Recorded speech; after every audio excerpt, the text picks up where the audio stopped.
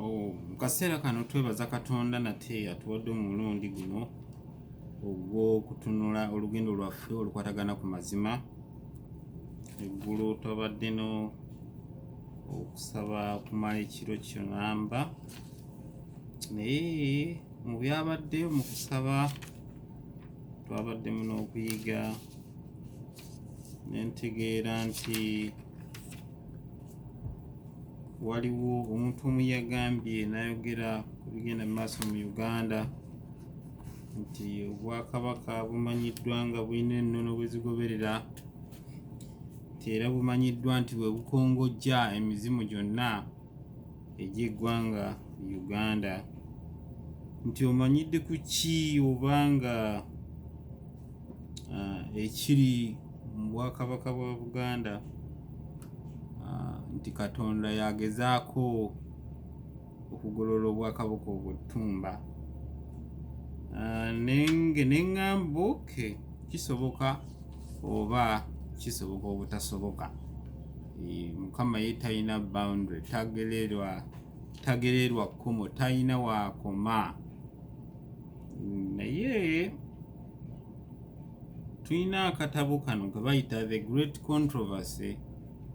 Akatabo kano bw'oba ng'oyagala okweyongera okubangulibwa mu kusoberwa okugenda mu maaso mu nsi, mu byobufuzi, mu by'eddiini, ng'oyagala okuzuula amazima oba okuzuula Katonda y'ani na biki ebikolebwa mu nsi muno, lwaki weebiri, lwaki Tsunami waali atta abantu ng'ate abantu Katonda yabatonda, lwaki AIDS atugumbula abantu. Ebibuuzo byonna biddibwamu mu katabo ke bayita The Great Controversy. Kakati leero ku makya kuno tuba tusoma akatabo kano nga kati we tusomera tuli ku peegi eya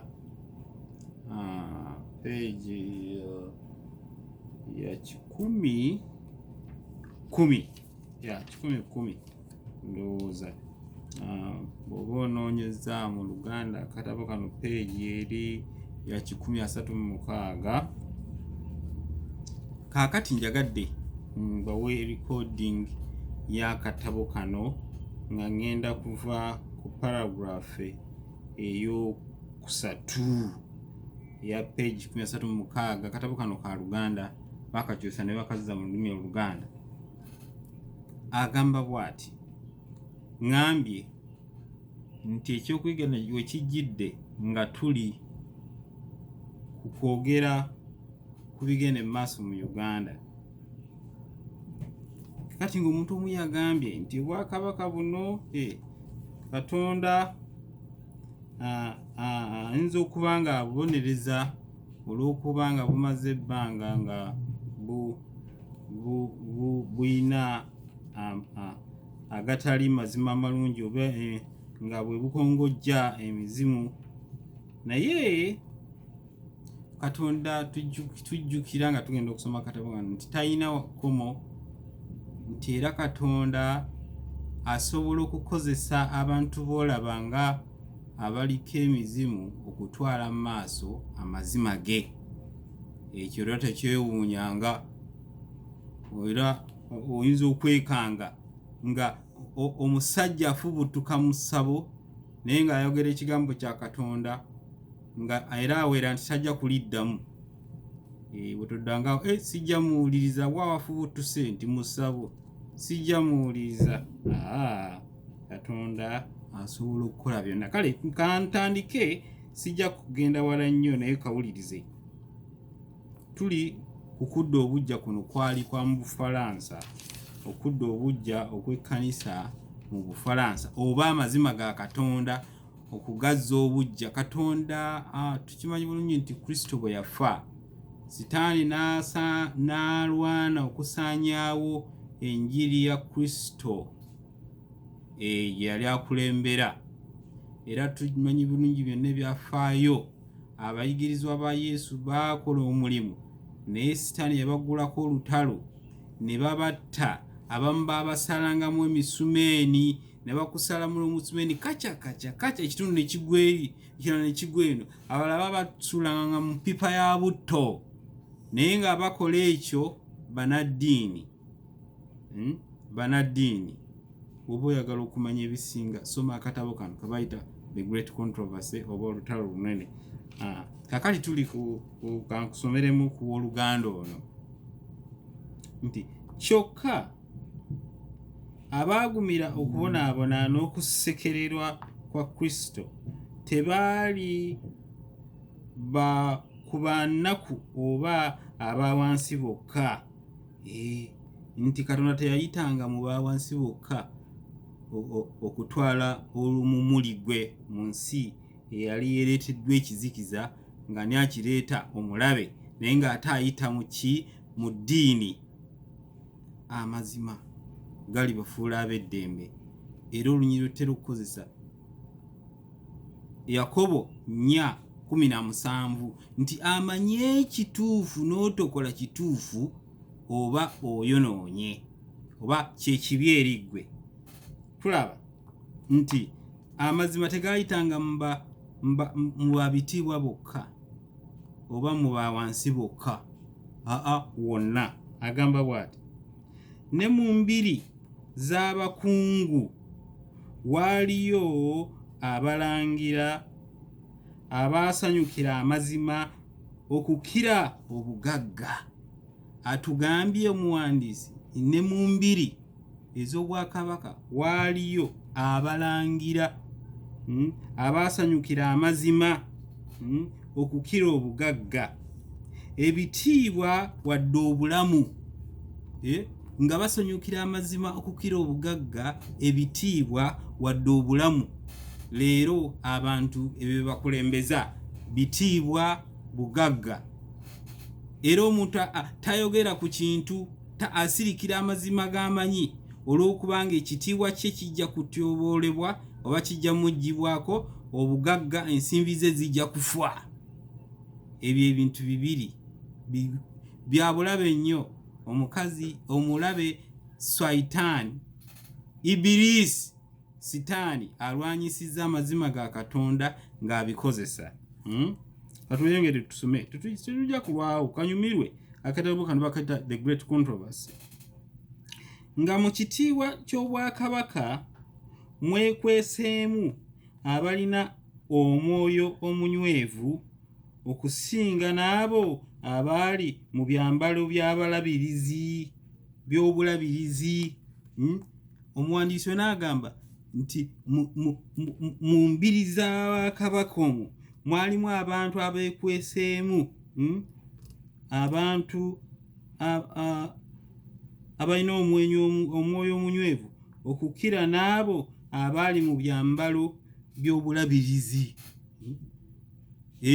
Nga bakira abantu banaddiini abambala amaganduula naye nga bali ludda wa mu mbiri yita oba mu bwakabaka obw'ensi. Mwalingamu abantu abanywevu nga balina amazima n'okukira banaddiini. Tuli ku byafaayo by'akatabo kano. Osobola obikozesa wonna naddala kati bw'otuuka mu mbeera eri e Uganda. Agamba bw'ati mwabo mwe mwali omulangira Louis de Baguine. Louis de Baguine yali mulangira ow'omu lubiri olwa kabaka w'e Bufalansa. Tumanyi nti bakabaka abo bwe baalinga bakulembera emyoyo emibi. Kitwale tunuulira nga Buganda nti tumanyi nti Buganda yekulemberwako y'entikko y'emyoyo egy'enjawulo. Naye Mukama asobola ogikozesa weegendereze. Nkuba akafaananyi nga ntunuulira kabaka wange Ronald Mwenda Mutebi owookubiri ng'akola statement era enneewuunyisa ng'olaba nti akira abalabirizi ab'amaddiini. Naye jjukira yakongojja empewo ennyingi ennyo ez'ensi eno, naye akola statement. Katonda asobola okukozesa omuntu yenna kubanga w'amaanyi. Kabaka n'agamba nti ennaku zino nsoma nnyo bayibuli yange. Kabaka Ronald ng'ayogera ebigambo bino nti asoma nnyo bayibuli ye. Kiki kye yali agamba ng'alaba obwenkanya obugenda mu maaso mu nsi Uganda, ng'obulimba obugenda mu maaso mu nsi Uganda abukebeza bayibuli ye. Ani oyo ffe gwe tulowooza nti yakongojja emizimu? Katonda asobola okukozesa ne Kabaka gw'oyita akongojja emizimu okutwala amazima ga Katonda mu maaso. Yali tuli ku muganda waffe ono Bangwen nti yali mulwanyi muzira naye eyawummulira mu lubiri. Yali mulwanyi muzira era nga yawummulira mu lubiri.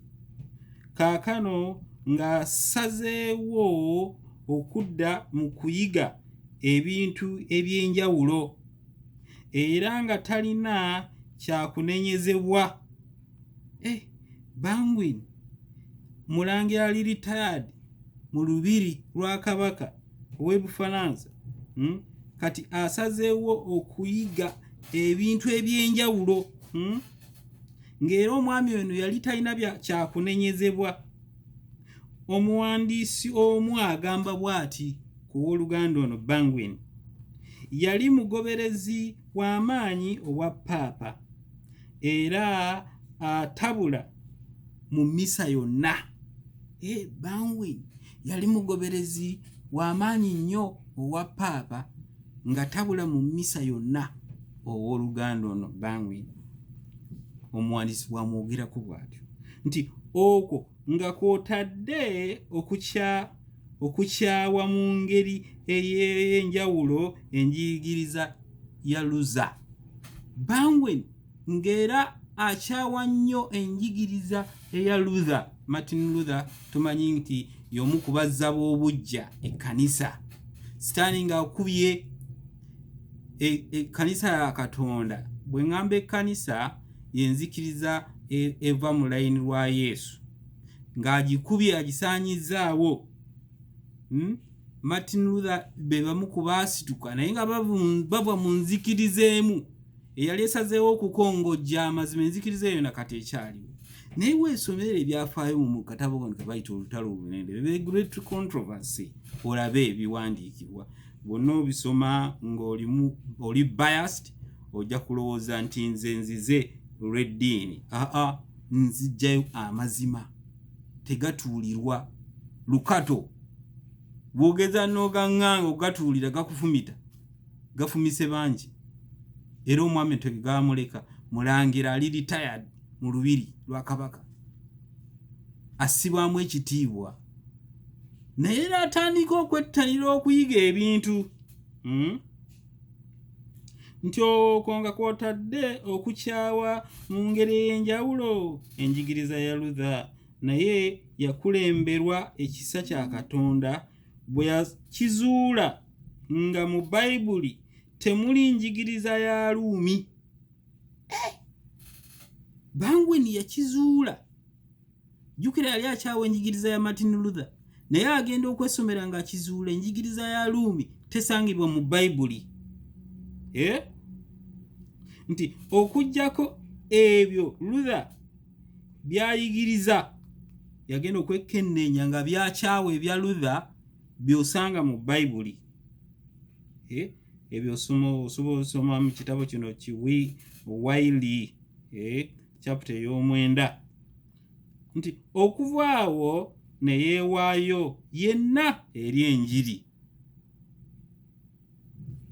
Tusoma nti yali omu ku bayivu mu bakungu ba Bufalansa, omugezi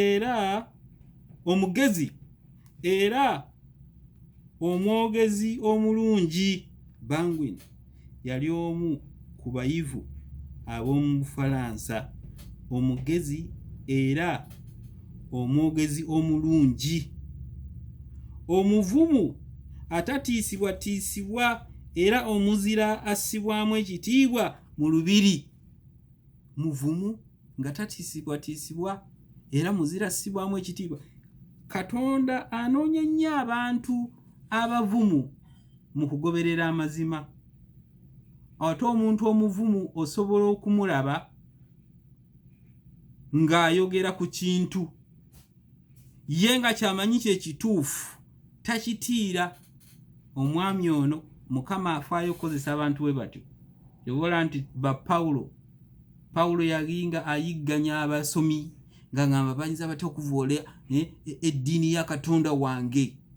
Naye amaanyi ago ge yalina Mukama n'alaba nga asaana okuba ekikozesebwa kye. Bangwen Mukama ayogerwako omuwandiisi nti yali wabitiibwa ayisa ekituufu wakati mu kamwa, era omuzira ate ow'amagezi, ng'ali mu bwakabaka,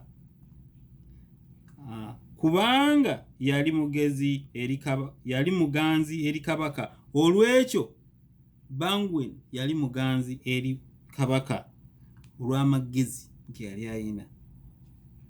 Asirikira amazima g'azuula, katwengera omulaba.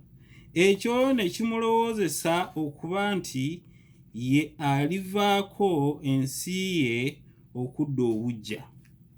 Beza agamba nti ono yawandiika ku byafaayo bya Bangwen nti Bangwen yandibadde Luther owookubiri singa yafuna okuwagirwa okuva ewa Kabaka Francis owasooka. Ate oyo mubi nnyo okusinga Luther, nti yandibadde mubi nnyo n'okukira Luther. Ebyafa Martin Luther mumumanyi, ono ow'okuzza obujja ekkanisa ya Katonda, nti omuwagizi wa Paapa bwe yamwogerako, ono atubula n'embojjera bino yali muwagizi waani wa Paapa, ayogera ku Bangwen. Era ebyo bisoma mu kitabo ekyo Ibid chapter ey'omwenda. Abagoberezi ba Ruumi Ebufalansa nga bamutya nnyo. Emirundi mingi nga bamusuula mu kkomera olw'enjigiriza ez'obulimba, naye kabaka n'amusumulula. Nti abagoberezi ba Ruumi aba Paapa nga bamutya nnyo era emirundi mingi nga bamusuula mu kkomera, naye kabaka we ng'amuggyayo, muntu wa mu lubiri wa ngoma. Naye amazima ga Katonda agazuula era tagatiirira. Gwe otiira amazima n'otunuulira abattibwa abantu n'otandika okutta ku maaso nga gw'olowooza nti Kristo singa yandibaddewo yandisanyukidde abo. N'abaweevuingira nti go ahead my friends, kiru mowa, nja kukuyamba. Bw'otyo bw'olowooza. Omwami ono ng'asuulibwa mu kkomera ab'obukulembeze bwa Ruumi, naye nga kabaka amuggyayo. Ne wabaawo okulwanagana bwe kutyo okumala emyaka. Kabaka Francis n'ayuzibwanga wakati wa Ruumi n'abazza b'ekkanisa obujja okutuusa lwe yalemesebwa abalabirizi ba Ruumi. Abalabirizi ba Ruumi mujjukire balina amaanyi agabatwala mu maaso. N'alemesebwa abalabirizi b'e Ruumi, amaanyi ge balina n'amagezi agabaweebwa kabaka w'ensi eno. Kabaka waayo ye Swaitan. Abakkiriza ensolo, abakira obukambwe ensolo. Nti abagoberezi ba Ruumi bano, abakulembeze ba Ruumi baalemesa enjigiriza eno kubanga baali bakambwe okukira ensolo. Mujjukire baabattanga ne babookya kusaanyaawo mazima. Naye ng'ani akola ekyo? Waliyo gwe bakongojja emabega kabaka w'ensi eno amazima gasobola okuva wonna ne mu lubiri olw'ekabaka w'e Buganda gy'osuubira okuba nti yakulira emizimu naye kabaka oyo Katonda asobola okumulabisa n'ajjayo amazima ga Katonda n'okukira bannaddiini. Ebyo biraba bulungi kabaka bwe yayogera nga mulaba bulungi ku lutimbe. Katumalize akatabo kano katonduka nnyo nti abalabirizi ba paapa ne basibisa Bangwen mu kkomera emirundi 3 miramba naye n'asumululwanga ku buyinza bwa kabaka eyamwagala ennyo olw'amagezi ge n'okuba ow'empisa era n'agaana okumuwaayo eri enkwe za Ruumi. Nti abakulembeze b'e Ruumi bano baamukasuka mu kkomera Bangwen okumala emirundi 3 miramba naye gwe bakasukayo nga musajja wa kitiibwa ayina empisa mugezi mulungi ayise ekigambo eky'amazima mu kamwa ke nga takitiira naye nga kabaka w'e Bufalansa n'agaana okumuwaayo eri abakambwe bano abakulembeze b'ekkanisa y'e Ruumi. Ekkanisa eno ekyaliwo nakati e Ruumi, Roma. Amazima gasobola okuva wonna. Tunuulira statements za kabaka zaakola ng'akyali mulamu emabegaawo. Kabaka oyo yasuubirwanga okukola ebyomuzizo bingi era ekimu ku kyo bwe baamutikkira balina ekiwanuuzibwa era nga baakikolanga nti yasookanga okweganzika ku kaana akembeerera. Oweebuuza yabikolayo? Kabaka Ronald Mwenda Mutebi reformist akira bannaddiini mwenna babiwulira najja ku lutimbe n'agamba njagala tuzuula abatta abantu bange. Statement ya kabaka. Kakati bannange tuleme kutunuulira kabaka waffe nga tugamba nti era Katonda yagadde abagolole olw'obubi kubanga abalina emyoyo gye bakulembera.